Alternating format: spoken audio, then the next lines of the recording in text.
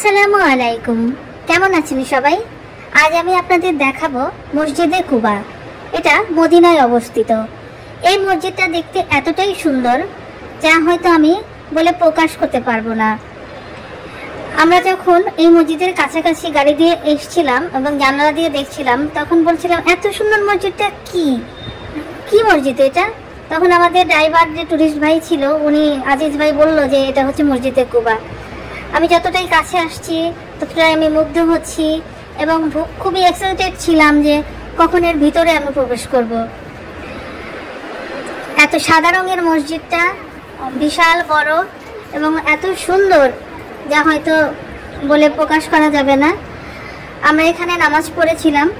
ছেলের বাবা, ছেলে আর আজিজ ভাই ওনারা ছেলেদের জায়গায় নামাজ পড়তে গেলেন আর আমি গেলাম মহিলাদের জায়গায়। এই যে আমি যাচ্ছি, এই সাইডটা মহিলাদের নামাজ পড়ার জায়গা। আমি এই যে মহিলাদের নামাজ পড়ার জায়গায় প্রবেশ করলাম। এখানে একটা বিড়াল ছিল, বিড়ালটাকে আমি একটু ভিডিও করেছিলাম। যাই হোক, এখানে আমি নফল নামাজ আদায় করেছিলাম এবং আসরের রক্ত হয়েছিল, তখন আসরের নামাজ পড়েছিলাম। এখানে এসে নামাজ পড়ে আমার খুব শান্তি লাগছিল, পরিবেশটাও খুব সুন্দর ছিল। নামাজ শেষে আমি এই যে বের হয়ে যাচ্ছি। বের হয়ে দেখি ওরা এখনো নামাজ পড়ে আসেনি, তাই ভাবলাম একটু আশেপাশের দৃশ্যগুলো ভিডিও করে নেই।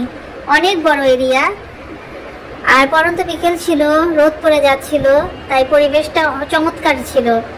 এই মসজিদের রাতের দৃশ্য ভীষণ সুন্দর, যেটা আমার দেখা হয়নি, কিন্তু আমি অন্য মানুষের ভিডিওতে দেখেছি। রাতের বেলায় আলোকিত মসজিদটা দেখতে অসম্ভব সুন্দর, তাই নিয়ত করেছি এর পরবর্তীতে আসলে আমরা এশার নামাজ পর্যন্ত থাকবো এবং রাতের বেলা এই মসজিদ দেখে তারপরই ফিরবো।